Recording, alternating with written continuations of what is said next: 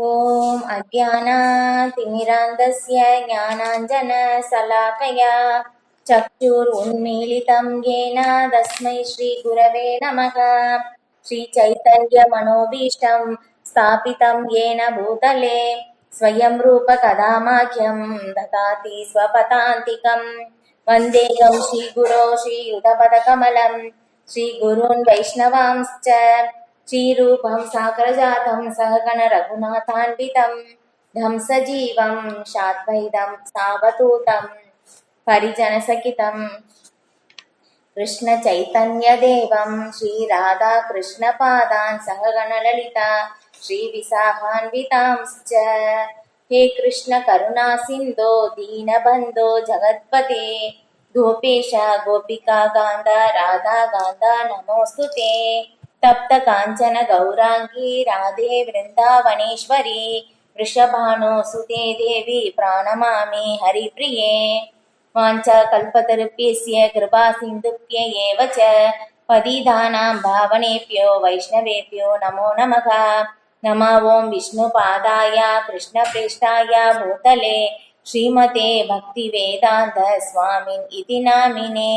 नमस्ते सरस्वती देवे गौरवाणी प्रचारिणे निर्विशेषा शून्यवादी भाषाचार्य देशधारिणे। जय श्री कृष्ण चैतन्य प्रभु नित्यानंद श्री अद्वैत गदाधरा श्रीवासादि गौरभक्तवृंद। हरे कृष्णा कृष्ण कृष्णा हरे हरे हरे राम राम राम हरे हरे। हरे कृष्णा। भगवद्गीதை அத்தியாயம் 5 ஸ்லோகம் 25. लभन्ते ब्रह्म निर्वाणं ऋषयः क्षीणकल्मषाः चिन्नद्वैता यदात्मानः சர்வபூத ஹிதேரதாக. மொழிபெயர்ப்பு.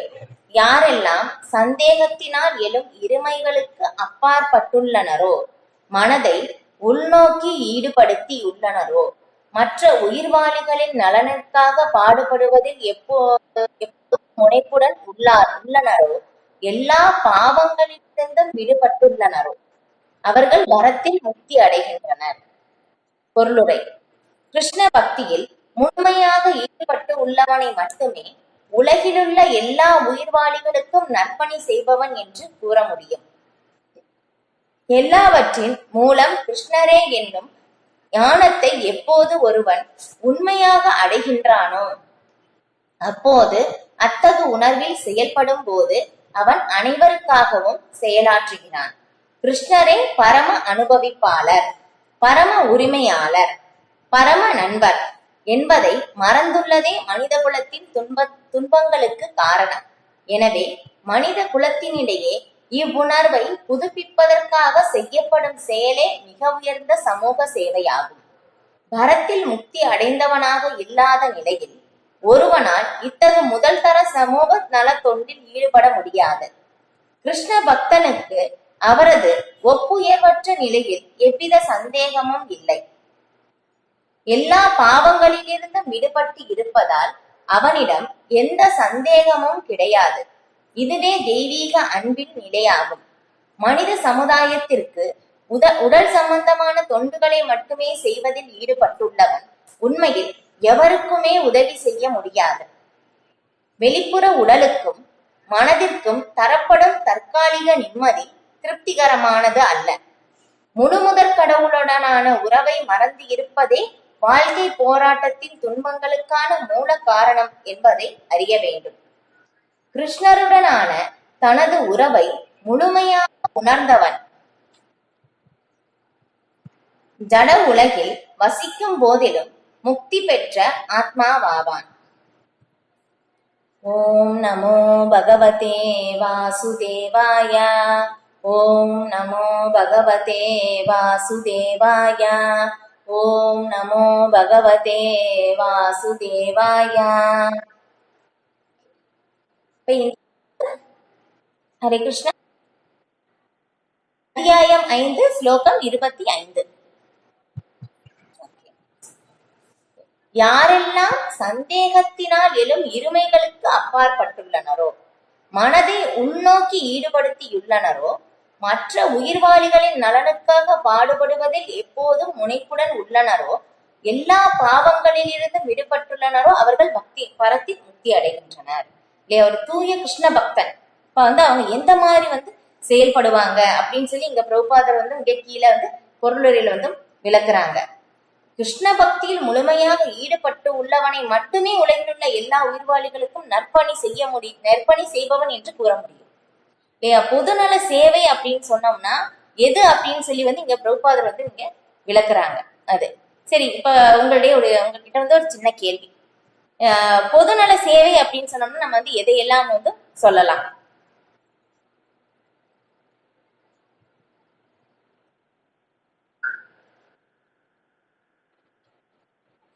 எந்த மாதிரி ஹெல்ப் பண்றது மாதாஜி?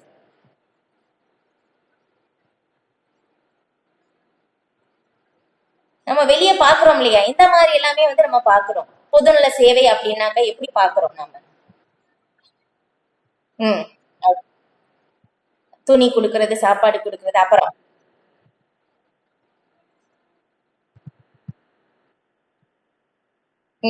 சந்தேகமா சொல்றீங்க இல்லையா? நான் சொல்லி கொடுக்கறது அப்படின்னு சொல்லிட்டோம். ஓகே. வேற யாராவது சொல்லுங்க.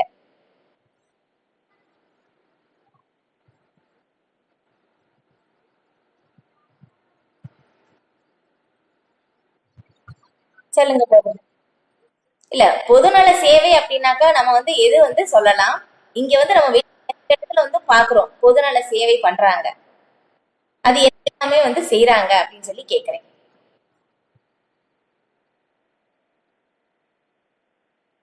ம் ம் ம் ம் ம்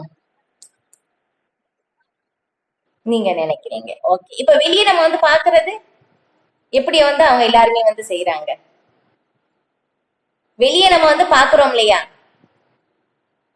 அவங்க எந்த மாதிரி எல்லாமே செய்யறாங்க?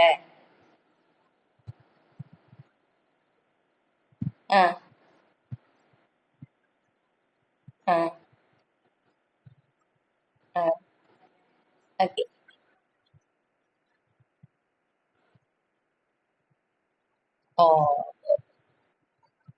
ஹரே கிருஷ்ணா மதஜி, பிரணாம்ஸ். ஓகே. ஓகே, நீங்க சொல்றது எல்லாமே கரெக்ட் தான். இப்ப இது எல்லாமே இங்க பிரபுபாதர் விளக்கியிருக்காங்க. இதை ரூப கோஸ்வாமியும் விளக்குறாங்க பக்தி ரசாமிரத சிந்துவில். அப்புறம் ஸ்ரீமத் பாகவதத்திலையும் இதை பற்றி விளக்குகின்றது. யசோதா மாதாஜி ஹேண்ட் ரைஸ் பண்ணிருக்கீங்க.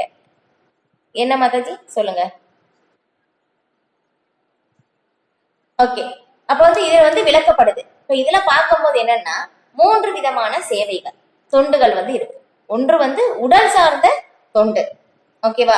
இங்க பிரபுபாதர் விளக்கியிருக்காங்க. இப்ப இப்ப நம்ம படிச்ச அந்த ஸ்லோகத்திலையும் விளக்கியிருக்காங்க. உடல் சார்ந்த தொண்டு இருக்கு. அப்புறம் மனம் சார்ந்த ஒரு தொண்டு, மன யூகத்தில் செயல்படுபவர்கள் அவங்க அப்படியும் ஒரு செயல்கள் செய்யறாங்க. அதுக்கப்புறம் பார்த்தோம்னா ஆத்மா சம்பந்தமான செயல்கள். இப்ப பார்க்கும் போதும் மாதாஜி சொன்னாங்க, பிரபு சொன்னாங்க இல்லையா? அப்ப அன்னதானம் கொடுக்குறாங்க, துணி எல்லாமே கொடுக்குறாங்க. ஓகே, இது எல்லாமே கரெக்ட் தான். ஆனால் இது எல்லாமே பார்க்கும் போதும் இதை நம்ம பகவானுக்கு அர்ப்பணம் செய்து தரும்போது அது மிக உயர்ந்த தொண்டாக மாறிடுது. ஏன்னா அது பிரசாதமாக மாறிடுது. அதுதான் நம்ம செய்யற அந்த ஒரு செயல் தான் பிரபு சொன்ன மாதிரி நம்ம பகவானோட அந்த தொடர்பு படுத்தி நம்ம செஞ்சோம் அப்படின்னாக்கா அது மிக உயர்ந்த சேவையாக மாறிடுது. அதுதான் மிக உயர்ந்த சேவை. ஏன்னா ஒருத்தருக்கு இந்த பிறப்பு இறப்பு சுழற்சியிலிருந்து நான் வெளியே கொண்டு வர்ற மாதிரி அவங்களுக்கு அந்த சேவை செய்யும் போதுதான் அது மிக உயர்ந்த சேவையாக கருதப்படுது அப்படின்னு சொல்றாங்க. இது இப்ப நம்ம பகவானுடைய நாமத்தை கொடுப்பது அதுவே மிக உயர்ந்த சேவை. ஏன்னா அவங்க பகவானுடைய நாமத்தை சொல்ல ஆரம்பிச்சிட்டாங்க அப்படின்னாக்கா என்ன ஆகும்?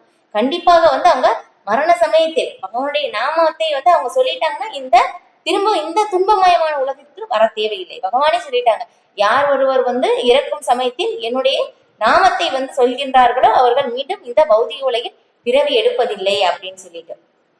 அப்ப பகவானுடைய நாமத்தை கொடுப்பதுதான் மிக உயர்ந்த தொண்டு அப்படின்னு சொல்லி பிரபுபாதர் வந்து இங்க விளக்குறாங்க. அதுக்கப்புறம் பார்த்தோம்னா எல்லா வேதங்களுடைய சாரமாகவும் வந்து ஆன்மீக செயல்களுக்கு சாரமாகவும் சொல்லப்படுது இந்த ஹரிநாமம் தான். இப்ப இந்த ஹரிநாமம் தான் வந்து ஸ்ரீமத் பாகவதத்துல வந்து கடைசியில வந்து முடிக்கப்படுதும். அதுதான் 18,000 ஸ்லோகங்கள் கடைசியில முடிக்கப்படுது. ஹரிநாம சங்கீர்த்தனம் எஸ்ய சாரி நாம சங்கீர்த்தனம் எஸ்ய சர்வபாப பிரணாச்சனம் பிரணாமோ துக்க சமன ஸ்தம்னமாமி ஹரிம்பரம். இந்த ஹரிநாமம் தான் நிலையான உண்மை. என்னன்னா ஹரிநாமம் தான். இந்த ஹரிநாமத்தை வந்து இதை வந்து நிலையான உண்மைக்கு ஏற்பதான் வந்து சில சுகதேவ கோஸ்வாமி வந்து பரிசுத்த மகாராஜுக்கு வந்து ஸ்ரீமத் பாகவதத்தை வந்து கூறியிருக்கிறார். அப்படிதான் வந்து ஸ்ரீமத் பாகவதத்திலையும் வந்து விளக்கப்படுது. இப்ப இதுதான் வந்து மிக உயர்ந்த சேவை. ஏன்னா எல்லா காலங்களுக்கும் பொருந்துற மாதிரி வந்து யாரு வந்து இந்த மாதிரி செயல்கள் வந்து உதவி செய்யற மாதிரி செயல்கள் வந்து செய்யறாங்களோ அதுதான் மிக உயர்ந்த பொதுநலவாதிகள் அப்படின்னு சொல்லி வந்து ஸ்ரீமத் பாகவதத்திலே வந்து விளக்கப்படுது. இப்ப இந்த மாதிரி வந்து இவங்க எல்லாருமே யாரு சில வியாசதேவர், அதுக்கப்புறம் நாரத முனிவர், அதுக்கப்புறம் மத்வாச்சாரியார், ஸ்ரீ சைத்தன்ய மகாபிரபு, சில ரூப கோஸ்வாமி, அப்புறம் குரு பரம்பரான சில பக்தி சித்தாந்த சரஸ்வதி தாக்கூர், தெய்வத்தி ராஜா பக்தி வேதாந்த சுவாமி பிரபுபாதர். இப்ப இவங்க எல்லாருமே வந்து ஒரே குறிக்கோள் தான், அவங்களுக்கு ஒரே நோக்கம் தான். நபர்கள் தான் வந்து வேறுபட்டு இருந்தாலும் ஒரே ஒரு நோக்கத்துக்காக அவங்க வந்து செயல்பட்டு இருக்கிறார்கள். இப்ப இவங்கதான் வந்து மிக உயர்ந்த பொதுநலவாதிகள் அப்படின்னு சொல்லி வந்து ஸ்ரீமத் பாகவதத்துல வந்து விளக்கப்படுது. இது ஏன்னா அவங்க என்ன பண்றாங்கன்னா வீழ்ந்த ஆத்மாக்களை வந்து இங்கிருந்து இந்த துன்பத்தில இருந்து அவங்க வந்து வெளியேற்றி ஆன்மீக உலகிற்கு அவங்களை அழைத்து செல்கிறார்கள். அதுக்காக வந்து யாரு பாடுபடுகிறார்களோ அவங்கதான் மிக உயர்ந்த பொதுநலவாதிகள் அப்படின்னு சொல்லி வந்து நீங்க சொல்றாங்க. அதான் இங்க வந்து பிரபுபாதர் வந்து எழுதியிருக்காங்க, கிருஷ்ண பக்தியில் முழுமையாக ஈடுபட்டு உள்ளவனை மட்டுமே உலகில் உள்ள எல்லா உயிர்வாளிகளுக்கும் நற்பணி செய்பவன் என்று கூற முடியும். இப்ப இங்க சொல்லியிருக்கிற மாதிரி மனதை உள்நோக்கி ஈடுபடுத்தி உள்ளனரோ, மற்ற உயிர்வாளிகளின் நலனில் பாடுபடுவதில் எப்போதும் முனைப்புடன் உள்ளனரோ. ஏன்னா வந்து அவங்க எப்பவுமே வந்து முன்னாடி வந்து நம்ம பார்த்தோம் இல்லையா, வித்யா வினய சம்பன்னி பிராமணி கவி ஹஸ்தினி சுனிச்சைவ ஸ்வபாகேஷா பண்டிதா சமதர்ஷனக. அவங்க எப்படி பார்ப்பாங்கன்னா எல்லா உயிர்வாளிகளையும் சமமாக, எல்லாரையும் பரமனுடைய பாகமாக அவர்கள் பார்க்கிறார்கள். பகவானுடன் எல்லாருக்கும் வந்து ஒரு சம்பந்தம் இருக்கு. அவன் உயர்ந்தவன் தாழ்ந்தவன் அப்படின்னு சொல்லி எந்த பாரபட்சமும் பார்ப்பதில்லை. தூய கிருஷ்ண பக்தியில் இருக்கிறவங்க அவன் வந்து எப்படி பார்ப்பாங்கன்னா படித்தவன் படிக்காதவன் அப்படின்னு வேறுபாடு வந்து கிடையாது. எல்லாருமே வந்து எப்படி பார்ப்பாங்கன்னா பரமனுடைய ஜீவன். அந்த ஒரு நோக்கத்துக்காக தான் வந்து அந்த நோக்கத்துடன் வந்து பார்த்து எல்லாருக்குமே வந்து அவங்களுக்கு வந்து இந்த கிருஷ்ண பக்தியை பகவானை பற்றி வந்து அவங்களுக்கு வந்து சொல்லி கொடுப்பாங்க. அதுதான் வந்து தூய பக்தியில் இருக்கிறவங்க. அதுதான் மிக உயர்ந்த சேவை, அதுதான் மிக உயர்ந்த நற்பணி, பொதுநல சேவை அப்படின்னு சொல்லி வந்து இங்க வந்து சொல்லப்படுது. இது அதான் இங்க வந்து கொடுத்திருக்காங்க. எனவே மனித குலத்தினிடையே இவ்வுணர்வை புதுப்பிப்பதற்காக செய்யப்படும் செயலே மிக உயர்ந்த சமூக சேவையாகும். பிரபு சொன்ன மாதிரி இல்லையா, நம்ம செய்யற செயல் எல்லாமே வந்து எந்த உணர்வில் வந்து நம்ம செய்கின்றோம் அதுதான் ரொம்ப ரொம்ப முக்கியம். இது வந்து கிருஷ்ண உணர்வில் இருந்து செய்யப்படும் போது மட்டும்தான் அது வந்து மிக உயர்ந்த சேவையாக வந்து சொல்லப்படுது. இது அதுக்கப்புறம் பிரபுபாதர் இங்க எழுதியிருக்காங்க பாருங்க, மனித சமுதாயத்திற்கு உடல் சம்பந்தமான தொண்டுகளை மட்டுமே செய்வதில் ஈடுபட்டுள்ளவன் உண்மையில் எவருக்குமே உதவி செய்ய முடியாது இல்லையா. இப்ப வந்து நிறைய பேர் வந்து முதியோர் இல்லம், அதுக்கப்புறம் வந்து மருத்துவம், இந்த மாதிரி எல்லாமே வந்து கட்டுறாங்க. இது எல்லாமே வந்து தவறானது அப்படின்னு வந்து கிடையாது. அதுவும் நல்ல விஷயம்தான் இல்லையா. ஒருத்தவங்களுக்கு வந்து மருத்துவம் வந்து இந்த மாதிரி வந்து ஏற்படுத்துறது வந்து பேருடைய உடல் வந்து ரொம்ப இதா இருக்கும்போது அவங்களுக்கு இலவசமாக மருந்து கொடுக்கறது, இது எல்லாமே வந்து பெரிய விஷயம்தான். ஆனா இருந்தாலும் என்ன ஆகுதுன்னா இது எல்லாமே வந்து உடல் சார்ந்த ஒரு சேவைதான், தொண்டுதான் அப்படின்னு வந்து சொல்லப்படுது. ஆனா அது வந்து எப்படி இருக்குன்னா தற்காலிகமானதாக வந்து இருக்கு. ஆனா வந்து பிரபுபாதர் வந்து எழுதுறாங்க இங்க இதுல வந்து என்னன்னா, நம்ம வந்து பகவானை பற்றி எப்பவுமே கேட்பதுதான் வந்து பகவானை நினைவு செய்வதுதான் உயர்ந்தது. ஆனா அது செய்ய முடியவில்லை என்றால் நம்ம வந்து கண்டிப்பா இந்த ஒரு சேவையை வந்து நாம் செய்யலாம். ஆனா இதன் மூலமாகவும் நாம் தூய்மை அடைந்து நம்ம அந்த பக்தி நிலைக்கு வந்து வர முடியும். அதுவும் ஒரு படிநிலைதான், படிப்படியாக வர்றதுக்கான வந்து ஒரு நிலைதான்.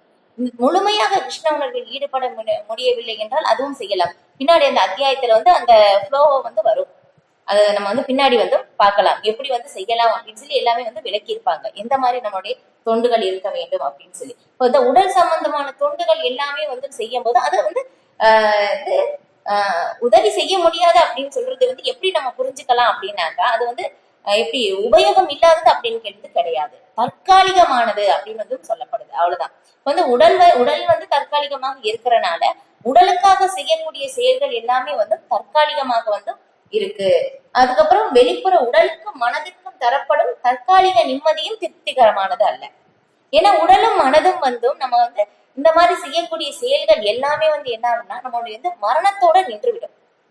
ஆனா பகவானுக்காக அந்த செய்யக்கூடிய பக்தி தொண்டு வந்து பார்த்தோம்னா காலத்தால் அழியாதது, மரணத்திற்கு பிறகும் அதை வந்து தொடரும். அதுதான் வந்து உயர்ந்ததாக வந்து சொல்லப்படுது. ஏன்னா எதனாலையும் அழியாது. ஏன்னா பகவான் வந்து சொல்லியிருக்காங்க, நேகா விக்ரமன் ஆசோஸ்தி பிரத்யமா வாயுன வித்தியதை ஸ்வல்பம் அப்பிய தர்மசிய திராயத்தை மகதோ பயாத் அப்படின்னு சொல்லி நம்ம வந்து ஸ்வல்பம் அப்பிய தர்மசிய சிறிதளவு நம்ம வந்து அந்த பக்தி தொண்டு சேவை செய்திருந்தாலும் கூட என்ன ஆகுமாமா, அது வந்து மிகப்பெரிய பயத்திலிருந்தும் ஒருவரை காப்பாற்றும் அப்படின்னு சொல்லி நம்ம வந்து அஜாமிலனுடைய கதை வந்து நம்ம கேட்டிருப்போம், நிறைய தடவை வந்து பார்த்திருக்கோம். அப்ப பார்த்தோம்னா பாருங்க, அவங்க வந்து கடைசி மரண சமயத்தில் யம தூதர்கள் கூட வந்துட்டாங்க அவங்களை உயிரை எடுக்கிறதுக்கு. கடைசியில நாராயணா அப்படின்னு சொல்லி அவங்க மகனை தான் வந்து கூப்பிட்டாங்க, பகவானை வந்து கூப்பிடல. ஆனா இருந்தாலும் நான் வந்து விஷ்ணு தூதர்கள் உடனே வந்து 4 பேர் வந்துட்டாங்க அவங்களை வந்து காப்பாத்துறதுக்காக. பாருங்களேன், இப்ப வந்து அந்த நாராயணனுடைய நாமம் தான் வந்து நம்மளை வந்து எல்லா மரணத்திலிருந்து நம்மை காப்பாற்றும், அதுதான் மிக உயர்ந்த நாமம் அப்படின்னு சொல்லி. இப்ப இதே வந்து பார்த்தோம்னா சங்கராச்சாரியார், ஸ்ரீபாத சங்கராச்சாரியார் வந்து அவங்க மாயாவாத தத்துவத்தை வந்து போதிப்பதற்காக இங்க வந்தாங்க. சொல்ல சிவபெருமான் தான், அந்த சிவபெருமானே வந்து பகவானுடைய இதுக்காக வந்து பகவானுடைய உபதேசத்தின்படி உத்தரவின்படி வந்து அவங்க ஸ்ரீபாத சங்கராச்சாரியாராக வந்து மாயாவாதத்தை வந்து பரப்புனாங்க. அவங்களுக்கு பிடிக்கல. ஆனா இருந்து பகவான் இல்லை, பகவான் வந்து உருவம் இல்லை அப்படின்னு சொல்லி வந்து பரப்ப சொன்னாங்க.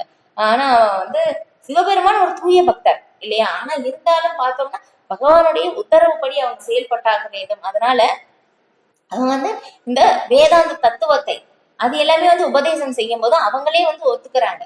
மரண சமயத்தில் இது எல்லாமே இந்த தத்துவம் எல்லாமே வந்து உதவி செய்யாது. மரண சமயத்தில் பகவான் கோவிந்தனுடைய நாமத்தை மட்டுமே வந்து நான் சொல்ல வேண்டும் அப்படின்னு சொல்லி வந்து அவங்க ஒத்துக்கிறாங்க. தத்துவம் வந்து உதவி செய்யாது இல்லையா, நான் இந்த ஜாதி நான் இந்த மதம் அப்படின்னு சொல்லி எல்லாமே வந்து இப்ப நம்ம பேசிக்கலாம். இது எல்லாமே நம்ம வந்து மரண சமயத்தில் நமக்கு உதவுமா அப்படின்னு கேட்டோம்னா உதவாது. ஏன்னா நமக்கு வந்து உதவுவது பகவானுடைய நாமம் மட்டும்தான் மரணத்திலிருந்து நம்மை காப்பாற்றும், வேற எதுவுமே வந்து நம்ம வந்து காப்பாத்துறது. அதுதான் மிக உயர்ந்த சேவையாக வந்து சொல்லப்படுது. அதனாலதான் வந்து சித்தன்ய மகாபிரபு வந்து சொல்லியிருக்காங்க, யாரே தேகே தாரைக்குக கிருஷ்ண உபதேசம், யாரை பார்த்தாலும் நீங்க வந்து கிருஷ்ணரை பற்றி வந்து சொல்லிக் கொடுங்க அப்படின்னு சொல்லிட்டு வந்து சொல்லியிருக்காங்க. வந்து எப்பவுமே கிருஷ்ணரை வந்து நினைக்க வேண்டும், கிருஷ்ணரை மறக்க கூடாது. அதுதான் இந்த ஒரு கோட்பாட்டுக்கு தான் எல்லா கோட்பாடும் வந்து சார்ந்து இருக்கு. ஸ்மர்தவேக சததம் விஷ்ணு விஸ்மர்தவேக நாகி ஜாதஜித். அதுதான், இது ஒண்ணுதான். எப்பவுமே கிருஷ்ணரை நினைக்க வேண்டும், எப்பொழுதும் கிருஷ்ணரை மறக்க கூடாது. அவ்வளவுதான். இப்ப இதுதான் ஒரே ஒரு நோக்கம். இது இப்ப முழுவதற் கடவுளான உறவை மறந்து இருப்பதே வாழ்க்கை போராட்டத்தின் துன்பங்களுக்கான மூல காரணம் என்பதை ஒருவர் அறிய வேண்டும். இதுதான் நம்முடைய துன்பங்களுக்கு மெயினான காரணம் என்ன அப்படின்னாக்கா, நம்ம வந்து கிருஷ்ணரை மறந்துட்டோம். கிருஷ்ணரை மறந்ததனால்தான் நமக்கு வந்து துன்பத்திற்கு காரணமாக இருக்கின்றது. இப்ப இதே வந்து கடைசியில வந்து இந்த கர்மயோகத்தில் 5வது அத்தியாயத்தில் கடைசியில அந்த ஒரு ஸ்லோகம் வந்து முடியும். என்னன்னா, போக்தாரம் யக்ய தபசாம் சர்வலோக மகேஸ்வரம் சூக்ருதம் சர்வ பூதானா ஞாத்வாமாம் சாந்தி உச்சதி. யாரு வந்து முழுமையான அமைதியை பெற முடியும்? இந்த 3 விஷயங்கள் வந்து தெரிஞ்சுக்கணும். என்ன? போக்தாரம் யக்ய தபசாம் சர்வலோக மகேஸ்வரம் சூக்ருதம் சர்வபூதானாம். என்ன வந்து பகவான் தான் எல்லா யாகங்களையும் அனுபவிப்பவர், அதுக்கப்புறம் எல்லா தேவர்களையும் லோகங்களையும் கட்டுப்படுத்துபவர், அதுக்கப்புறம் எல்லா உயிர்வாளிகளுக்கும் உற்ற நண்பர் அப்படின்னு சொல்லி இந்த 3 விஷயத்தை யார் ஒருவர் வந்து புரிஞ்சுக்கிறாங்களோ அவங்களால் மட்டும்தான் வந்து அமைதியை அடைய முடியும் அப்படின்னு வந்து சொல்லப்படுது. ஏன்னா நம்ம வந்து கிருஷ்ணரை மறந்துட்டோம். கிருஷ்ணரை மறந்ததனால் தான் நமக்கு இந்த துன்பம், வேற எதுவுமே நமக்கு காரணம் கிடையாது. நமக்கு துன்பம் அப்படின்னு சொல்லி இதனால எனக்கு துன்பம் அதனால துன்பம் கிடையாது, கிருஷ்ணரை மறந்ததால் தான் துன்பம் அப்படின்னு சொல்லி வந்து இங்க சொல்லப்படுது. இதுக்கு வந்து ஒரு உதாரணம் சொன்னா வந்து நம்ம வந்து நல்லா வந்து புரிஞ்சுக்கலாம். இப்ப வந்து பார்த்தோம்னா வந்து ஒரு தந்தையும் மகனும் வந்து ஒரு பொருட்காட்சிக்கு வந்து போறாங்க. இப்ப வந்து அங்க போகும்போது என்ன ஆகுதுன்னா, அங்க பாக்குறதுக்கு அந்த சிறுவனுக்கு வந்து பாக்குறதுக்கு நிறைய வந்து இருக்கு இல்லையா, ரொம்ப அழகழகான வந்து கலர் கலரா வந்து நிறைய வந்து அங்க இருக்கு. அதுக்கப்புறம் விளையாடுறதுக்கான நிறைய வந்து அங்கேயும் இருக்கு. அதுக்கப்புறம் சாப்பிடறதுக்காகவும் வந்து விதவிதமாக வந்து இருக்கு. இது எல்லாமே வந்து அந்த குழந்தை வந்து பாக்குது. ரொம்ப நல்லா இருக்கே அப்படின்னு சொல்லி வந்து அந்த விளையாடுறதுக்காக வந்து போய் வந்து மகிழ்ச்சியாக வந்து விளையாடுது. அதுக்கப்புறம் மகிழ்ச்சியாக வந்து சாப்பிடுது. இது எல்லாமே செய்யுது. ஆனால் இது எல்லாமே செய்யும் போது திடீர்னு வந்து பார்க்கும்போது அவங்களுடைய தந்தையை வந்து காணவில்லை என்றார். இப்ப அந்த குழந்தை வந்து என்ன பண்ணும்? இப்போ அந்த குழந்தைய வந்து பாக்குது. எல்லா பக்கமும் பார்க்கும்போது அந்த குழந்தை வந்து அழ ஆரம்பிக்குது. ஐயோ என்னுடைய தந்தை வந்து காணலையே அப்படின்னு சொல்லி. இப்ப அந்த குழந்தை என் பக்கத்துல இருக்கிறவங்க எல்லாருமே என்ன பண்றாங்க? ஐயோ குழந்தை அழுகுதே அப்படின்னு சொல்லி அவங்க என்ன பண்றாங்கன்னா இனிப்பு எல்லாமே வந்து கொண்டு வந்து கொடுக்குறாங்க, ஐஸ்கிரீம் வந்து கொடுக்குறாங்க. இது எல்லாமே கொடுத்தாலும் அந்த குழந்தைக்கு வந்து சமாதானம் ஆகுமா அப்படின்னு கேட்டோம்னா இல்ல, இல்லையா? எவ்வளவோ இருக்கே ஆனந்தமா வந்து அந்த குழந்தைக்கு தர்றதுக்கு. ஆனா இருந்தாலும் என்ன ஆகுது? பக்கத்துல தந்தை இல்லை, இல்லையா? எவ்வளவு கொடுத்தாலும் அந்த குழந்தைக்கு சமாதானம் இல்லை. தந்தையை வந்து கண்ணால் பார்த்தால் மட்டும்தான் வந்து என்ன ஆகுதுன்னா அந்த குழந்தைக்கு வந்து ஆனந்தம் வந்து ஏற்படுது. அதே மாதிரிதான் நமக்கும் பகவானுக்கும் தான் நித்திய உறவு இருக்கு. அந்த நித்திய உறவை நாம் மறந்து வந்துட்டோம். அந்த நித்திய உறவை மறந்ததனால்தான் நமக்கு இங்க துன்பத்திற்கு காரணமாக அமைகிறது. இது வந்து சில வியாசதேவர் வந்து அவனுடைய ஞான திருஷ்டியின் மூலமாக காண்கிறார். பாக்குறாங்க அவங்க எல்லாமே வேதங்களுக்கு என்னென்ன தேவையோ எல்லாமே வந்து எழுதிட்டாங்க. இருந்தாலும் அவங்களுடைய மனது திருப்தி ஏற்படவில்லை. பாருங்களேன், சில வியாசதேவர் பகவானுடைய ஒரு அவதாரம், அவங்களுக்கே மன திருப்தி ஏற்படலை. ஏன்னு சொல்லி யோசிக்கிறாங்க. ஏன்னா எல்லாமே வந்து ஒரு மனித வாழ்க்கைக்கு வந்து என்னென்ன தேவையோ எல்லாமே வந்து அவங்க எழுதிட்டாங்க. வேதங்கள், சாஸ்திரங்கள், புராணங்கள், இதிகாசங்கள் எல்லாமே வந்து எழுதிட்டாங்க. எல்லாமே எழுதின பிறகு அவங்களுக்கு வந்து திருப்தி ஏற்படலை. எதனால ஏற்படலை எனக்கு அப்படின்னு சொல்லி வந்து அவங்க யோசிக்கிறாங்க. அதுக்கப்புறம் வந்து அதுக்கப்புறம் அவங்க வந்து சிந்திச்சு பாக்குறாங்க எதனால வந்து இந்த மாதிரி ஆகுது அப்படின்னு சொல்லி. அப்புறம் வந்து பார்க்கும்போது அதுக்கப்புறம் நாரத முனிவர் வந்து அங்க வர்றாங்க. ஏன்னா வியாசதேவரை நமக்கு வந்து காட்டுறாங்க. நான் பகவானுடைய அவதாரம், அவங்களுக்கு தெரியாதது இல்லை, எல்லாமே தெரியும். ஆனா இருந்தாலும் நமக்கு காட்டுறாங்க.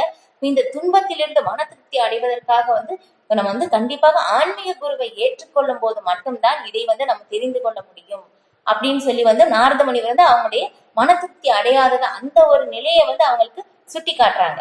நீங்க வந்து எல்லாமே பண்ணிட்டீங்க, ஓகே, ஆனா இருந்தாலும் நீங்க பகவானுடைய மகிமையை விளக்கவில்லை. அதனாலதான் உங்களுக்கு திருப்தி ஏற்படல.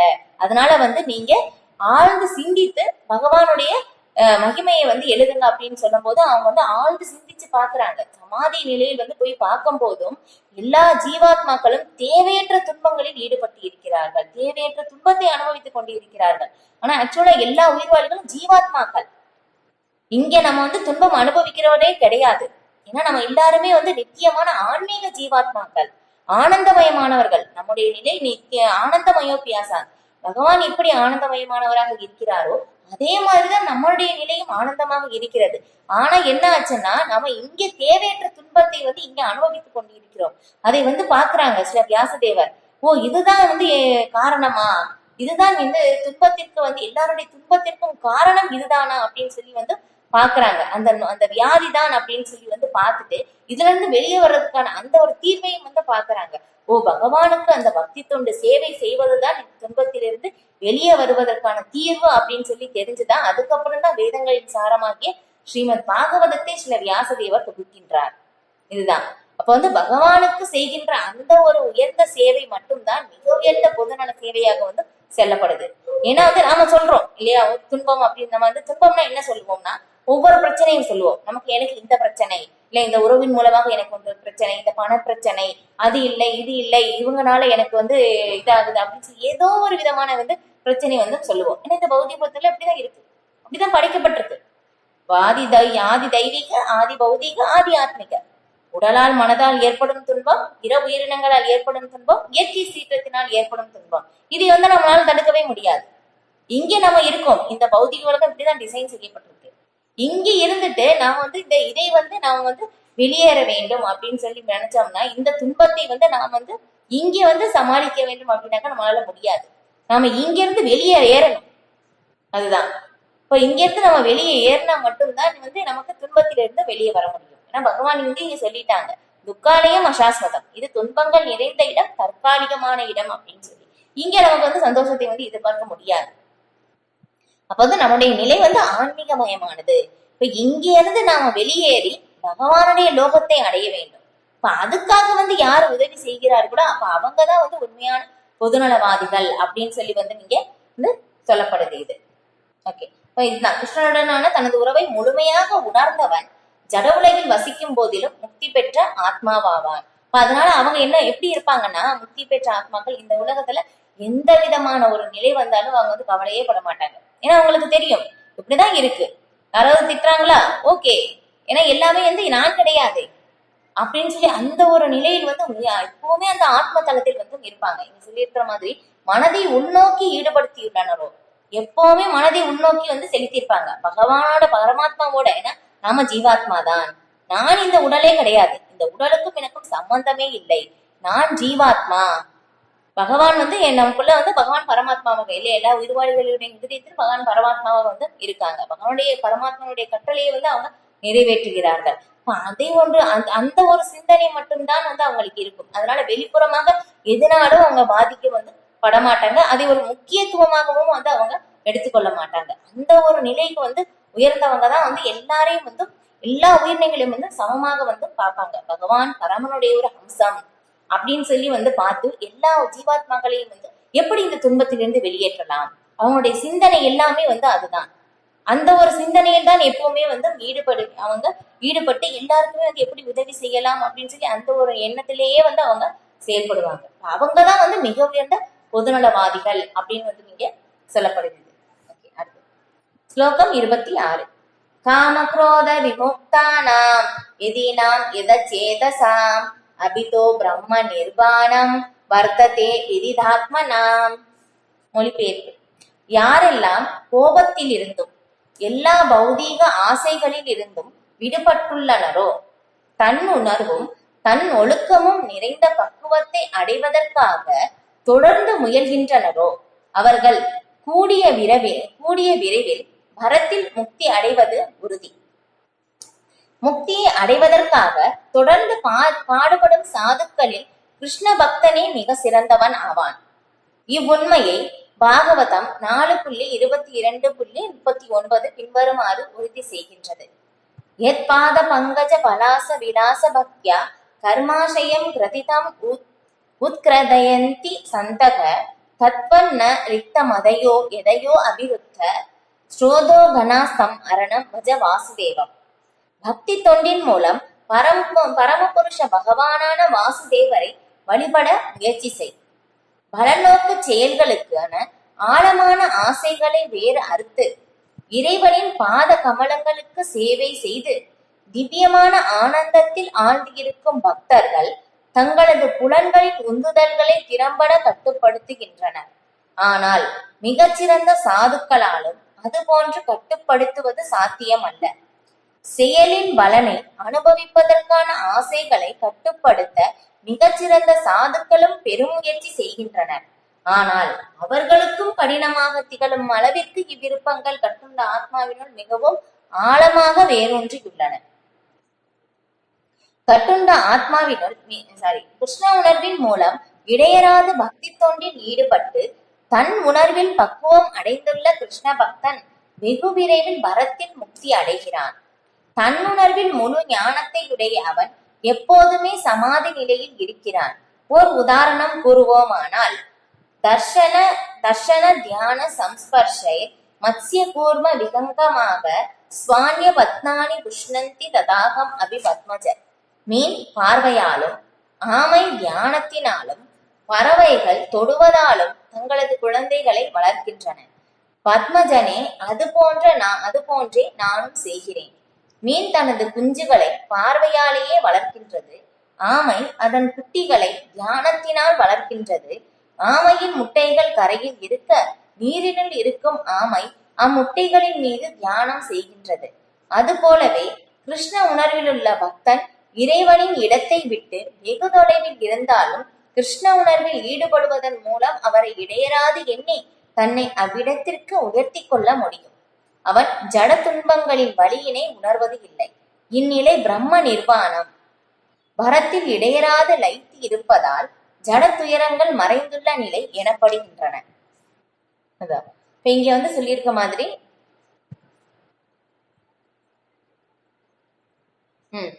யாரு வந்து முக்தி அடைகின்றனர், பரத்தில் வந்து யாரு முக்தி அடைகின்றனர் அப்படின்னு சொல்லி இந்த பகவான் வந்து இங்க விலக்கி கொண்டே வந்து வர்றாங்க. இப்ப இதுல பார்க்கும்போது யாரெல்லாம் வந்து கோபத்திலும் பௌதிக ஆசைகளிலிருந்து விடுபட்டுள்ளார் அப்படின்னு சொல்லி பார்க்கும்போதும் கிருஷ்ண பக்தர்கள் மட்டும்தான் வந்து இதிலிருந்து விடுபட முடியும் அப்படின்னு வந்து சொல்லப்படுது இது. ஏன்னா வந்து மற்ற ஆன்மீகங்கள் வந்து இருக்கலாம்.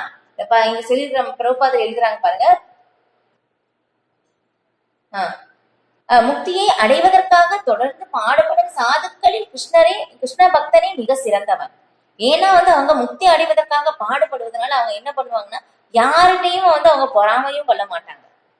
ஏன்னா அவங்களுடைய ஒரே நோக்கம் என்ன அப்படின்னாக்கா, நான் வந்து திரும்பி பகவானிடம் செல்ல வேண்டும். அவங்களுடைய நோக்கம் வந்து அதுதான்.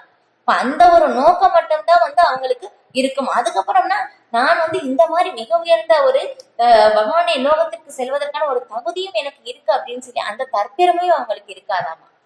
அதனால அவங்களுடைய நோக்கம் வந்து முழுக்க முழுக்க பகவானை அடைய வேண்டும். அந்த ஒரு சிந்தனையில் தான் வந்து இருப்பாங்க கிருஷ்ண பக்தர்கள். வந்து அவங்களால வந்து என்ன ஆகும்னா எப்பவுமே பகவானுடைய தாமரை திருவடிகளை வந்து அவங்க தியானம் செய்யறதுனால இப்ப அவங்களால வந்து எல்லா பௌதிகமான எல்லா உந்துதல்களையும் புலன்களினால் ஏற்படும் எல்லா உந்துதல்களையும் எல்லாத்தையும் வந்து அவங்க ரொம்ப கஷ்டப்பட வேண்டாம். அவங்க ஆட்டோமேட்டிக்கா அவங்களால வந்து கட்டுப்படுத்த முடியும். இங்க வந்து பகவான் சொல்லியிருக்கிற மாதிரி கோபத்திலிருந்து பௌதிக ஆசைகளிலிருந்து விடுபட்டுள்ளனரோ அப்படின்னு சொல்லி வந்து அதை வந்து நம்ம தன்னிச்சையாக செயற்கையாக வந்து அதை வந்து நம்மளால வந்து எதையுமே வந்து கட்டுப்படுத்த முடியாது. இப்ப நம்ம சொல்லலாம், நான் வந்து இனி வந்து இது எல்லாமே வந்து சாப்பிட மாட்டேன், இது எல்லாமே வந்து நான் கேட்க மாட்டேன், இதெல்லாம் பார்க்க மாட்டேன் அப்படின்னு சொல்லி நம்ம வந்து சொல்லலாம் இல்லையா? ஒரு வைராக்கியமாக. இப்ப சின்ன குழந்தையில இருந்து பார்த்தோம்னா 2 பேர் இருக்காங்கன்னா சண்டை போடுவாங்க இல்லையா?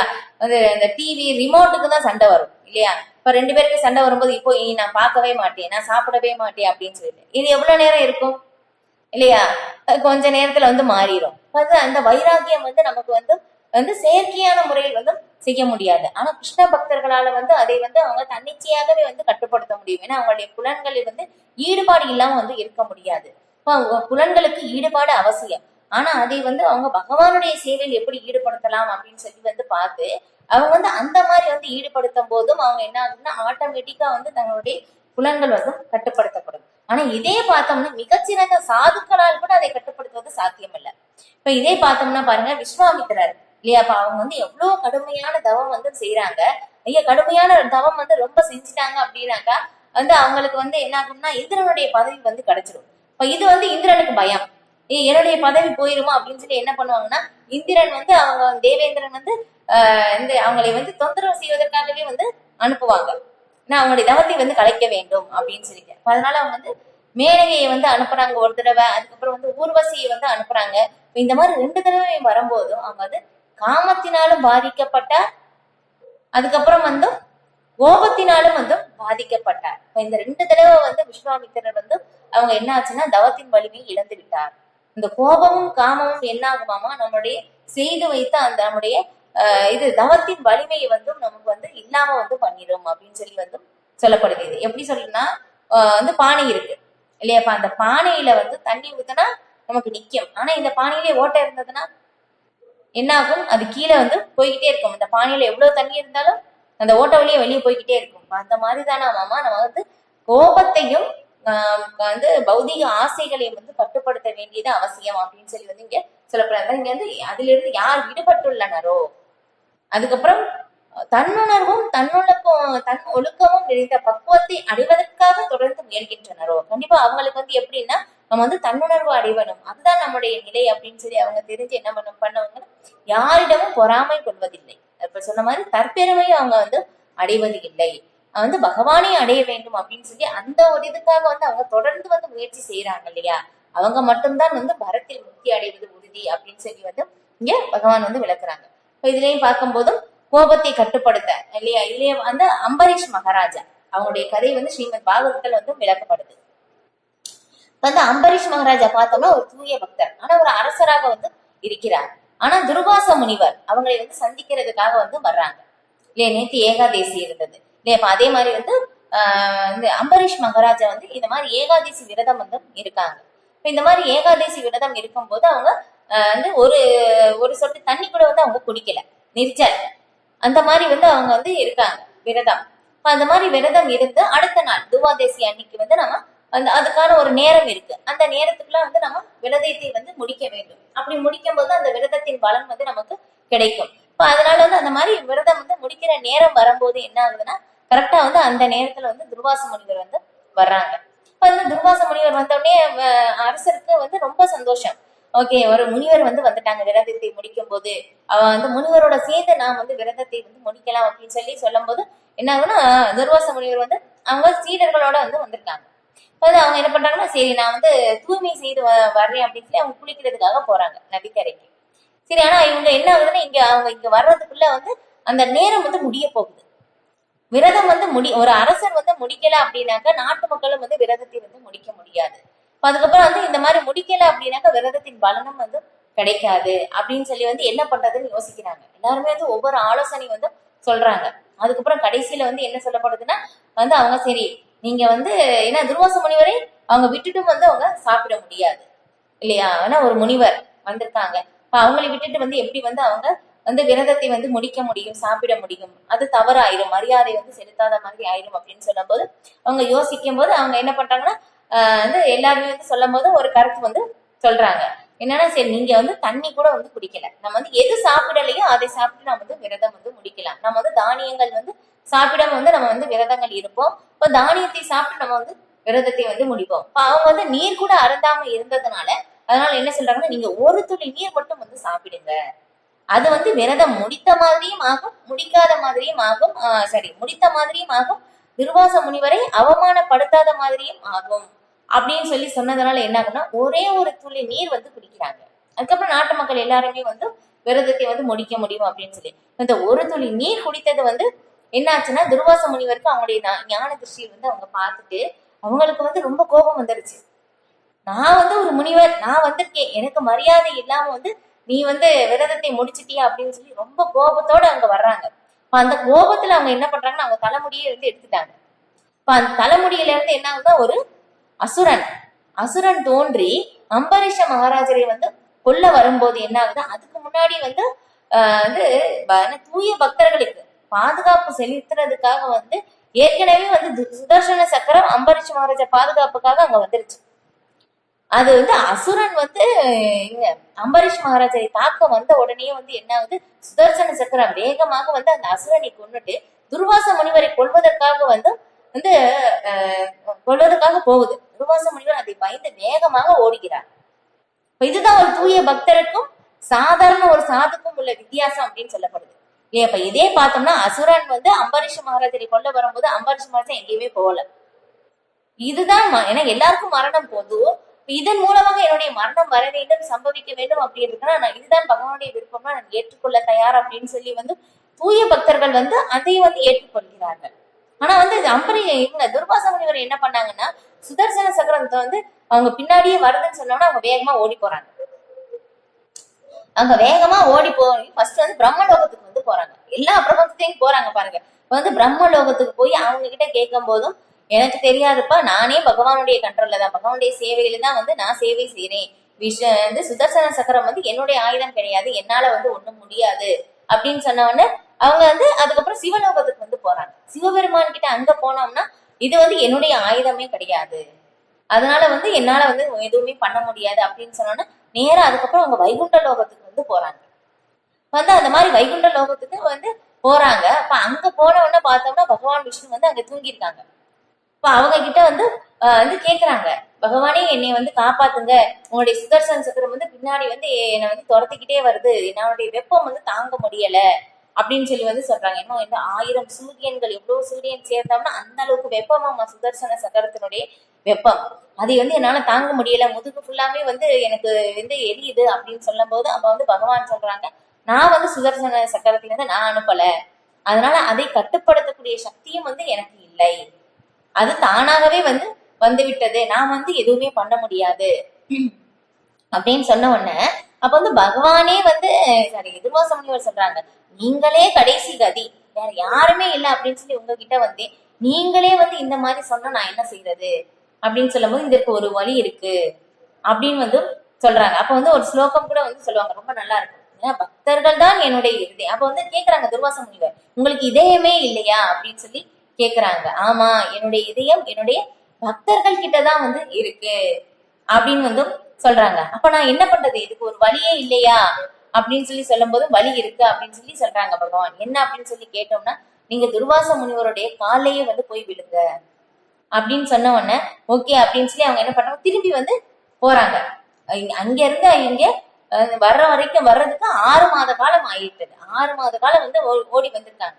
திரும்ப 6 மாத காலம் திரும்பி வந்து போறாங்க. இப்ப பின்னாடியே சுதர்சன சக்கரம் வந்து வருது. இப்ப அங்க போய் வந்து அங்க என்ன ஆச்சுன்னா, இதுக்கு 1 வருட காலம் ஆயிடுச்சு. இப்ப வந்து துர்வாச முனிவர் வந்தும் அங்க வந்து அவங்க நதிக்கரையில இருந்து என்னாலதானே துர்வாச முனிவருக்கு இவ்வளவு வந்து ரொம்ப வந்து கஷ்டம் வந்து வந்தது அப்படின்னு சொல்லி அவங்க என்ன பண்றாங்கன்னா, 1 வருடம் அவங்க திரும்பி வர்ற வரைக்கும் உபவாசம் வந்து இருக்காங்க.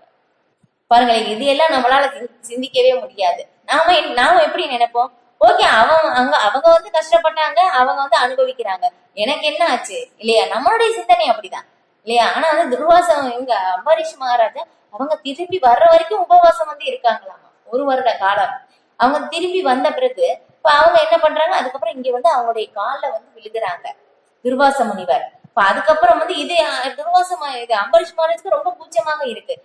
வந்து அவங்க வந்து சுதர்சன சக்கரவர்த்தி வந்து பிரார்த்தனை வந்து செய்யறாங்க.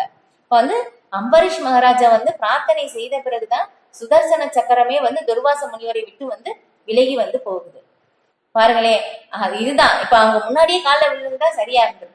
இதுதான் ஒரு தூய பக்தருக்கும் ஒரு சாதுக்கும் உள்ள வித்தியாசம் வந்து இதுதான் அப்படின்னு வந்து சொல்லப்படுது. ஏன்னா கிருஷ்ண உணர்வுள்ள பக்தர்களால் மட்டும்தான் வந்து தூய கிருஷ்ண பக்தர்களால் மட்டும்தான் வந்து இதை எல்லாமே வந்து செய்ய முடியும் அப்படின்னு சொல்லி வந்து நீங்க விளக்கப்படுது. அவங்களாலதான் வந்து இந்த கோபத்தையும் பௌதிக ஆசையும் எளிமையாக அவங்களால வந்து கட்டுப்படுத்த முடியும். இதே வந்து சாதாரண சாதுக்களால வந்து ரொம்ப கடினம் அப்படின்னு சொல்லி வந்து சொல்லப்படுது. அதற்கான உதாரணம் தான் வந்து இங்க அம்பரீஷ் மகாராஜாவும் துர்வாச முனிவருடைய அந்த ஒரு இது கதை. அதுக்கப்புறம் தன்னுணர்வில் முழு ஞானத்தை உடைய அவன் எப்போதும் சமாதி நிலையில் இருக்கிறான். அவங்க எப்பவுமே அந்த தன்னுணர்வு நிலையில் தான் வந்து இருக்காங்க இல்லையா? ஏன்னா வந்து எப்பவுமே வந்து அவங்க என்ன பண்ணுவாங்கன்னா, சமாதி நிலை அப்படின்னு சொல்லும் போது எப்படி சொல்லப்படுதுன்னா, நான் வந்து எல்லா நேரத்திலையும் நான் ஜீவாத்மா, அவ்வளவுதான். அவங்களுக்கு ரொம்ப சந்தோஷம் வருதா, நான் வந்து ஜீவாத்மா. எனக்கு வந்து ரொம்ப புகழ் வருதா, ரொம்ப பாராட்டுறாங்களா, நான் ஜீவாத்மா. ரொம்ப எல்லாருமே வந்து திட்டுறாங்களா, நான் ஒரு ஜீவாத்மா. எல்லாருமே வந்து வெறுக்கிறாங்களா, நான் ஜீவாத்மா. ரொம்ப கேவலமா பேசுறாங்களா, நான் ஜீவாத்மா. எப்பவுமே அந்த ஒரு நிலை, நான் ஆத்மா நிலை, அந்த ஒரு நிலையிலே வந்து இருப்பாங்க. ஒரு பக்தர் எப்படி பிரார்த்தனை செய்யறாங்கன்னா, நான் ஆபத்திலோ அல்லது வெற்றியிலோ, அதிர்ஷ்டத்திலோ அல்லது பேரழிவிலோ நான் சமாதியில் இருக்கட்டும். புனித நாமத்தின் செல்வாக்கினால் உங்கள் மீதான பாசம் நாளுக்கு நாள் பெருகட்டும் இப்படின்னு சொல்லி ஒரு பக்தர் வந்து பிரார்த்தனை வந்து செய்யறாங்க இல்லையா? நம்ம சில நேரம் ஆபத்தும் வரலாம், சில நேரம் நாம் பேரழிவுக்கு செல்கின்ற ஒரு நிலையும் வரலாம் இல்லையா? ஆபத்திலோ அல்லது வெற்றியிலோ நமக்கு வெற்றியும் கிடைக்கலாம் இல்லையா? பேராபத்திலோ வெற்றியிலோ இந்த எல்லா நேரத்திலையும் வந்து நான் சமாதி நிலையில் இருக்கட்டும் அப்படின்னு சொல்லி பகவான் வந்து பிரார்த்தனை வந்து செய்யறாங்க இல்லையா? எல்லா ஒரு நிலை கிடைத்தாலும் வந்து என்ன ஆகும், நான் ஜீவாத்மா, இது எல்லாமே உடலுக்கு தான் வந்து கிடைக்குது, எனக்கு கிடையாது அப்படின்னு சொல்லி அவங்க வந்து ஜீவாத்மான்னு சொல்லி அந்த ஒரு நிலையிலேயே எப்போ வந்து இருப்பாங்க. எப்படி தன்னுணர்வு பெற்ற ஆத்மாக்கள் எப்பவுமே அந்த ஒரு நிலையில் இருக்கிறனால பகவானுக்கு ஆத்ம நிலையில் வந்து அந்த தன்னுணர்வு நிலையில் இருக்கிறனால எப்பவுமே பகவானுடைய பக்தி தொண்டு சேவையுடைய தொடர்பில் இருக்கும் போதும் பகவான் வெகு தூரத்தில் இருந்தாலும் பகவானுடைய பக்கத்திலேயே வந்து அவங்க இருக்காங்க அப்படின்னு சொல்லி அந்த இங்க ஒரு உதாரணம் வந்து கொடுக்கப்படுது. எப்படி வந்து மீன் வந்து எப்படி வந்து அவங்க குஞ்சையை வந்து பார்வையாலேயே வந்து வளர்க்குது, அதே மாதிரி அப்புறம் ஆமை வந்து எப்படி பாதுகாக்குதுன்னா, ஆமை வந்து முட்டை வந்து எங்க வைக்குது, கரையில் இருக்கு. ஆனா ஆமை வந்து நீருக்குள்ள இருந்து போய் தியானத்தின் மூலமாக தான் வந்து வளர்க்குதாமா. அந்த மாதிரி இந்த உதாரணம் வந்து இங்க கொடுக்குறாங்க. அதே மாதிரிதான் கிருஷ்ண பக்தன், கிருஷ்ண உணர்வில் உள்ள பக்தன் இறைவனின் இடத்தை விட்டு வெகு தொலைவில் இருந்தாலும் கிருஷ்ண உணர்வில் ஈடுபடுவதன் மூலம் அவரை இடையராது எண்ணி தன்னை அவ்விடத்திற்கு உயர்த்தி கொள்ள முடியும். அதுதான். ஏன்னா பகவானுக்கும் பகவானுடைய நாமத்திற்கும் பகவானுடைய லீலைக்கும் பகவானுடைய பக்தி தொண்டு சேவைக்கும் எந்த வித்தியாசமும் கிடையாது. இப்ப பகவானுடைய லீலைகள் கேட்கும் போதும் நாம் அந்த லீலையை பகவானோட தொடர்பு கொள்கிறோம். பகவானுடைய நாமத்தை நாம் சொல்லும் போதும் நாம் பகவானோட வந்து தொடர்பு கொள்கின்றோம். பகவானுடைய பக்தி தொண்டை சேவை செய்யும் போதும் நாம் பகவானோட தொடர்பு கொள்கின்றோம். இதுதான். அப்போது நம்ம பகவானை பற்றி வந்து எப்பவுமே வந்து சிந்தித்துக் கொண்டு இருக்கும் போது அப்ப அதுதான் வந்து மிக உயர்ந்த கிருஷ்ண உணர்வு நிலை அப்படின்னு சொல்லி வந்து இங்க சொல்லப்படுது. அப்ப அந்த மாதிரி இது இந்த ஒரு நிலைதான் வந்து எப்படியாமா பிரம்ம நிர்வாணம், பரத்தில் இடையராத லைத்திருத்தல் அப்படின்னு வந்து இங்க சொல்லப்படுது. அவங்க எப்பவுமே பகவானுடைய அந்த ஒரு நிலையில் இருக்கிறனால இங்க ஜட துயரங்கள் வந்து அவங்களை வந்து பாதிப்பதே இல்லை. அவங்களுக்கு அது என்னன்னே தெரியாது, கவனிக்க மாட்டாங்க. ஓகே, இது எப்படிதான் வரும் இல்லையா? இப்போ பார்த்தோம்னா பாருங்க, எல்லா இடத்துலயும் மழை, ரொம்ப வந்து கொடிய மழை, எல்லா பக்கமும் வந்து இல்லையா வெள்ளம் எல்லாமே வருது. ஓகே, இது வரும், அவ்வளவுதான். ஏன்னா பார்த்துட்டோம் இல்லையா, 3 வகையான துன்பங்கள் இங்க இருக்கு. இயற்கை சீற்றத்தால் ஏற்படும் துன்பம் இங்க வந்து இருக்கு, இது தவிர்க்க முடியாது இல்லையா? அப்ப வந்து இருக்கு. அப்ப இதை வந்து நம்ம ஏற்றுக்கொள்ளத்தான் வந்து ஆக வேண்டும் அப்படின்னு சொல்லி அப்ப வந்து அவங்க முழுமையா ஏற்றுக்கொள்வார்கள். அவங்களுக்கு துன்பம் வராது அப்படின்னு இல்லை இல்லையா? அப்ப அவங்களுக்கு வந்து மத்த வேற ஜீவராசிகள் மூலமாக அவங்களுக்கு துன்பம் வராது, அதுக்கப்புறம் அவங்களுக்கும் வந்து வியாதி வராது, அந்த மாதிரி எல்லாம் வந்து கிடையாது. அவங்களுக்கும் எல்லாமே வரும் தான். ஆனா அவங்க புரிஞ்சுக்குவாங்க, ஓகே இந்த உலகம் படைப்பு இந்த மாதிரி அப்படின்னு சொல்லி அதை வந்து அவங்க ஏற்றுக்கொள்வார்கள், புரிந்து கொள்ளும் நிலை வரும். அதுதான் வந்து இங்க சொல்லியிருக்காங்க, அந்த ஜன துயரங்கள் வந்து பாதிக்கப்படாது அப்படின்னு வழியினை உணர்வதில்லை அப்படின்னு சொல்லி இதுதான் வந்து புரிந்து கொள்வது. அவங்க எதுவுமே இல்லாம இருக்க மாட்டாங்க. மத்தவங்க தான் வந்து இல்ல கஷ்டம் அனுபவிப்பாங்க, இவங்க அனுபவிக்க மாட்டாங்கல்ல, அவங்களுக்கும் வரும், அவங்க புரிந்து கொள்வார்கள் கிருஷ்ண உணர்வில் உள்ளவர்கள். இதுதான் வந்து வித்தியாசம் அப்படின்னு சொல்லிட்டு. ஸ்லோகம் 27, 28.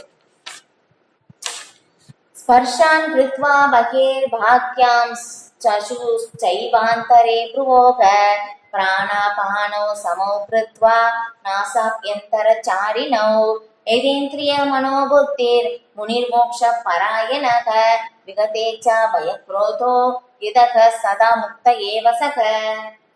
மொழிபெயர்ப்பு. எல்லா புறப்புலன் விஷயங்களையும் வெளியே நிறுத்தி, புருவ மத்தியில் கண்களையும் பார்வையையும் நிறுத்தி, நாசிக்குள் உள்வெளி சுவாசங்களை நிறுத்தி, மனம், புலன்கள், அறிவு இவற்றை கட்டுப்படுத்தக்கூடிய முக்தியை விரும்பும் ஆன்மீகி ஆசை, பயம், கோபம் இவற்றிலிருந்து விடுபடுகிறான். எப்போதும் இந்நிலையில் இருப்பவன் நிச்சயமாக முக்தி அடைந்தவனே. பொருளுரை. கிருஷ்ண உணர்வில் ஈடுபடுபவன் உடனடியாக தனது ஆன்மீக நிலையை புரிந்து கொள்ள முடியும். பின்னர் பக்தி தொண்டின் மூலம் அவன் முழுமுதற் கடவுளையும் அறிய முடியும். பக்தி தொண்டில் நன்றாக நிலை பெற்றவன் திவ்யமான நிலையை அடைந்து தனது செயல்களின் மத்தியில் பகவானின் இருப்பை உணரும் தகுதியை பெறுகிறான். இந்நிலையே பரத்தில் முக்தி அடைதல் எனப்படுகின்றது. பரத்தில் முக்தி அடைவதற்கான வழிமுறைகளை விவரித்த பிறகு யம, நியம, ஆசன, பிராணாயாம, பிரத்யாகார, தாரண, தியான, சமாதி என்னும் 8 நிலைகளை கொண்ட அஷ்டாங்க யோகம் என்னும் யோக பயிற்சியின் மூலம் எவ்வாறு அந்நிலையை அடைய முடியும் என்பதை அர்ஜுனனுக்கு விளக்குகிறார் பகவான்.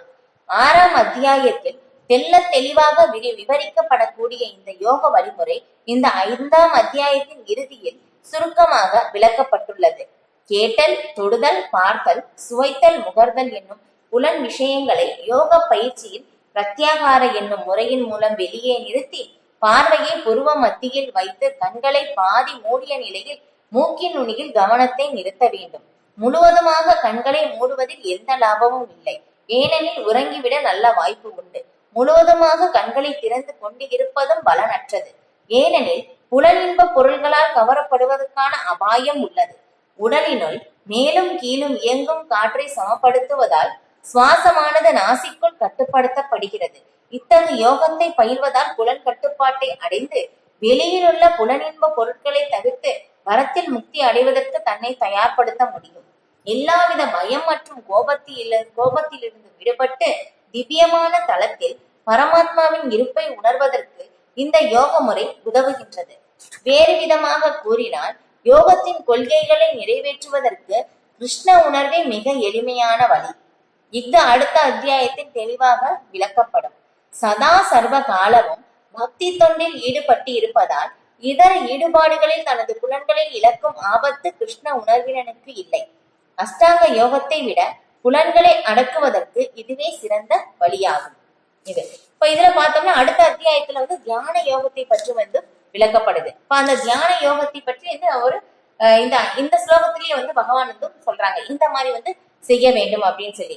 எப்படி அந்த வரத்தில் முக்தி அடைவதற்கான வழிமுறை, இந்த யோகம் செய்வதன் மூலமாக வந்து எப்படி வந்து இந்த முக்தி அடையலாம் அப்படின்னு சொல்லி வந்து விளக்குறாங்க. எப்படி யம, நியம, ஆசன, பிராணாயாம, பிரத்யாகார, தாரண, தியான, சமாதி. பாருங்க, இந்த 8வது நிலையில் தான் வந்து நமக்கு என்ன ஆகுது, சமாதி நிலை வந்து அடையப்படுது. ஆனா கிருஷ்ண உணர்வில் இருப்பவர்கள் அவங்க என்ன ஆகுதுன்னா ஆரம்பத்திலேயே அவங்க வந்து பகவானுடைய சேவையில் வந்து ஈடுபடுறதுனால ஆட்டோமேட்டிக்கா ஆரம்பத்திலேயே அவங்க சமாதி நிலை வந்து அடைஞ்சிடுறாங்க. அதுதான் யோகி அப்படின்னு சொல்றது இங்க சொல்லியிருக்கிற மாதிரி இதை எல்லாமே பயிற்சி செய்வதை விட மிக உயர்ந்த தியான யோகி, மிக உயர்ந்த யோகி யாரு அப்படின்னு சொல்லி இப்ப அதே தியான யோகத்துல கடைசியில் வந்து இறுதியில் வந்து பகவான் வந்து முடிக்கிறாங்க. எப்படி யோகினாம் அப்படி சர்வேஷாம் மத் கதேனாந்தர் ஆத்மனம் ஸ்ரத்தவான் பஜந்தே யோமா சாமி யுக்ததமோ மதக அப்படின்னு சொல்லி மேலும் எல்லா யோகிகளுக்கு மத்தியில் எவன் ஒருவன் பெரும் நம்பிக்கையுடன் எப்போதும் என்னில் நிலைத்து தன்னுள் என்னை எண்ணி எனக்கு திவ்யமான அன்பு தொண்டு புரிகின்றானோ அவனே யோகத்தில் என்னுடன் மிகவும் நெருங்கியவனும் எல்லாரை விட உயர்ந்தவனும் ஆவான். இதுவே என் அபிப்பிராயம் அப்படின்னு சொல்லி பகவான் வந்து சொல்லிட்டாங்க. இப்ப இந்த யோகத்தை எல்லாமே வந்து பயிற்சி செய்வது நம்மளால முடியுமா? இங்க சொல்லிடுறவன் பாருங்க, எல்லா புறப்புலன்களையும் வெளியே நிறுத்தி புருவ மத்தியில் கண்களின் பார்வையையும் நிறுத்தி நாசிக்குள் உள் வெளி சுவாசங்களை இருத்தி மனம் புலன் அறிவு இவற்றை கட்டுப்படுத்தக்கூடிய முக்தியை விரும்பும் ஆன்மீகி ஆசை பயம் கோபம் இவற்றிலிருந்து விடுபடுகிறான்.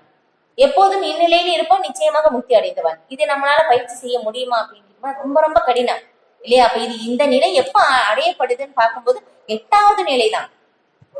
யம நியம ஆசன பிராணாயாம பிரத்யாகார தாரண தியான சமாதி. பாருங்க, யம நியம அப்படி இது எல்லாமே வந்து சொல்லும் போது நம்ம வந்து பக்திக்கு வந்து எது எது தேவையோ அதை வந்து நம்ம ஏற்றுக்கொள்கிறோம், எது எது வந்து தேவையில்லாததோ அதை எல்லாமே வந்து பார்த்து விளக்குறோம். இப்ப அதுக்கே வந்து நமக்கு வந்து நாள்கள் வந்து கடந்து போயிடும். அதுக்கப்புறம் ஆசன, அதாவது 3வது யம நியம ஆசனம் 3வதாகத்தான் அந்த ஆசனத்திலே வந்து அமர்கின்றோம் தியானம் செய்வதற்காகவே. ஆசனம் வந்து ஆசனத்தில் வந்து அமர்றதுக்கு முன்னாடி இது எல்லாமே வந்து நம்ம செய்து முடிக்க வேண்டும். நம்ம வந்து இந்த தொந்தரவு இல்லாத ஒரு நிலை வந்து ஏற்படுத்த வேண்டும். இப்படி அது எல்லாமே வந்து பகவான் அடுத்த அத்தியாயத்தில் சொல்லுவாங்க. எப்படி அந்த சமதளத்தில் இருக்க வேண்டும், ரொம்ப கீழாகவும் இருக்கக்கூடாது, ரொம்ப உயரமாகவும் இருக்கக்கூடாது, மான் தோளால் மூடி இந்த மாதிரி வந்து நம்ம வந்து கரெக்டா வந்து உட்காரணுமாமா, அதெல்லாம் வந்து சொல்லப்படும். அதுக்கப்புறம் வந்து குளிர்காலத்துல வந்து ரொம்ப குளிர் நீரில் இருந்து செய்ய வேண்டும், இதெல்லாம் வந்து விளக்கப்படும். அதுக்கப்புறம் ரொம்ப வெப்பமாக இருக்கும்போது நம்ம சுத்தியில் வந்து நெருப்பை வந்து மூட்டி அதுக்கு நடுவுல வந்து பண்ண முடியுமா? நம்மளால முடியுமா? இல்லையா? இதெல்லாம் வந்து ரொம்ப கடினம். இது எல்லாத்துலயும் வந்து நம்ம வந்து கண்டிப்பாக வந்து இது முழுமை அடையுமா அப்படின்னு கேட்டாலும் அது ஒரு கேள்விக்குறிதான். அது முழுமை அடைந்தாலும் நமக்கு வந்து அந்த இறுதி இலக்கை அடையுமா அப்படின்னு சொல்லி அதுவும் கேள்விக்குறிதான். ஆனா இதை விட ரொம்ப எளிமை இல்லையா? நம்ம எங்க வேணாலும் சொல்லலாம். தத்ரார்த்திதான் நிமித ஸ்மரணி நகாலகா, எங்க வேணாலும் பகவானுடைய நாமம் இல்லையா? ஹரே கிருஷ்ணா கிருஷ்ண கிருஷ்ணா ஹரே ஹரே, ஹரே ராமா ராம ராம ஹரே ஹரே. இது ரொம்ப எளிமையானது. இது மட்டுமே போதும் கிருஷ்ண உணர்வை அடைவதற்கு எளிமையான வழி அப்படின்னு சொல்லிட்டாங்க. இதுதான் வந்து ரொம்ப எளிமை. இது எல்லாமே சொல்றது நமக்கு புரியவும் இல்லை. முதல்ல வந்து நமக்கு புரிந்தாதான் நம்ம வந்து அதை வந்து நம்ம செயல்படுத்த முடியும் இல்லையா? இது வந்து நம்ம புரிகிறதே ரொம்ப கடினமாக வந்து இருக்கு இது. அதுக்கப்புறம் வந்து என்ன ஆகுது, பிராண ஆசன. அதுக்கப்புறம் வந்து ஆசனம் முடிஞ்ச பிறகு வந்து நம்ம பிராணாயாமம் மூச்சு பயிற்சி வந்து பண்றோம். பிராணாயாமம் இல்லையா? அதை வந்து நம்ம வந்து பண்றோம். அதுக்கப்புறம் வந்து புலன் விஷயத்தை எல்லாமே வந்து வெளியே நிறுத்தணும். எதுவுமே வந்து பார்க்க கூடாது. அது எப்படி தியானம் பண்ணணும்னு சொல்லியிருக்காங்க பாருங்க. நம்ம வந்து ரொம்பவும் கண்ணு முழுமையாக மூடக்கூடாது, எல்லாமே துறந்தும் இருக்கக்கூடாது. ஏன்னா வந்து எல்லாமே மூடிட்டோம்னா தூங்கிடலாம் இல்லையா? தூக்கம் கூட வந்துடும் நமக்கு. அதுக்கப்புறம் வந்து பார்த்தோம்னா திறந்து இருந்தா ஏதோ ஒரு பக்கம் கவனம் போகும். அதனால வந்து திறந்தும் இருக்கக்கூடாது, மூடியும் இருக்கக்கூடாது, பாதி மூடணும். ஆரம்பத்திலே நமக்கு ஃபெயில் இல்லையா? நம்ம தோத்து போயிட்டோம். ஏன்னா இதெல்லாம் நமக்கு முடியாது. ஆனா கடினம் வந்து சொல்லிட்டாங்க. ஆனா வந்து இதையே வந்து பகவானுடைய நாமம், பகவானுடைய பக்தி சேவையில் ஈடுபடுவது, பகவானை நினைப்பதுதான் மிக உயர்ந்த யோகின்னு சொல்லி பகவான் வந்து கடைசியில வந்து சொல்லி வந்து முடிக்கிறாங்க. யோகினா அப்படி சர்வேஷாம் அப்படின்னு சொல்லி. இப்ப யோகிகள் சிறந்த யோகி யாருன்னா எப்போதும் என்ன இடையராது எண்ணிக்கொண்டு எனது பக்தியில் ஈடுபடுவான் தான் அப்படின்னு சொல்லிட்டு வந்து நீங்க சொல்லப்படுது இது. அதுக்கப்புறம் பிரத்யாகார தாரண, அதுக்கப்புறம் தியான. பாருங்க, இது எல்லாமே செய்த பிறகுதான் 7வது நிலையில தான் நம்ம தியானமே செய்யறோம். அதுக்கப்புறம் தான் சமாதி நிலையே வந்து அடையப்படுது. இது ரொம்ப கடினம். அஷ்டாங்க யோகம் 8 நிலைகள் வந்து விவரிச்சிருக்காங்க. இது நமக்கு வந்து ரொம்ப கடினம் அப்படின்னு சொல்லி வந்து நமக்கு தெரியுது இது. அதுக்கப்புறம் அப்ப இது எல்லாமே வந்து எதுக்காக செய்யப்படுதுன்னா கடைசியில வந்து முக்தி அடைவதற்காகத்தான் வந்து செய்யப்படுது.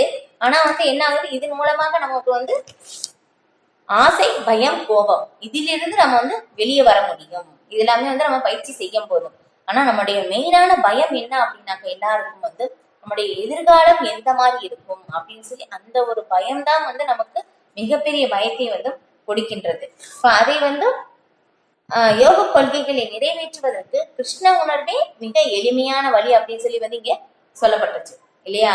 மிக சிறந்த யோகம் என்ன அப்படின்னாக்கா வந்து கிருஷ்ண உணர்வின் மூலமாக பகவானுக்காக செயல்படுவதுதான் வந்து மிக உயர்ந்த சேவை, மிக உயர்ந்த யோகம் அப்படின்னு சொல்லி வந்து சொல்லப்படுது. சதா சர்வ காலமும் பக்தி தொண்டில் ஈடுபட்டு இருப்பதால் இதர ஈடுபாடுகளில் தனது புலன்களை இழக்கும் ஆபத்து கிருஷ்ண உணர்வினனுக்கு இல்லை. ஏன்னா வந்து இங்க என்ன இங்க சொல்லியிருக்கிற மாதிரி எல்லா புலன் விஷயங்களையும் கட்டுப்படுத்திறாங்க. வெளியே எந்த ஒரு புலன் விஷயத்திலையும் வந்து நம்ம கவனமே போகக்கூடாது. இது எல்லாமே கட்டுப்படுத்ததான் வந்து இந்த யோகம், இந்த அஷ்டாங்க யோகமே வந்து செய்யப்படுது. ஆனா வந்து என்ன ஆகுதுன்னா புலன்கள் ஈடுபாடு இல்லாம வந்து இருக்க முடியாது.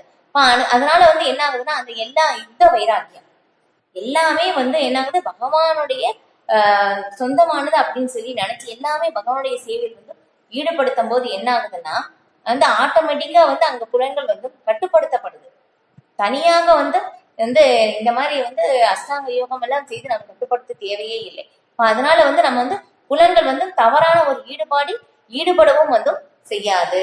அந்த ஆபத்தும் வந்து கிருஷ்ண உணர்வினருக்கு இல்லை. அதனால இங்க சொல்லப்படுது அஷ்டாங்க யோகத்தை விட புலன்களை அடக்குவதற்கு இந்த கிருஷ்ண உணர்வே வந்து சிறந்தது அப்படின்னு சொல்லி வந்து இங்க சொல்லப்படுது. ஹரே கிருஷ்ணா.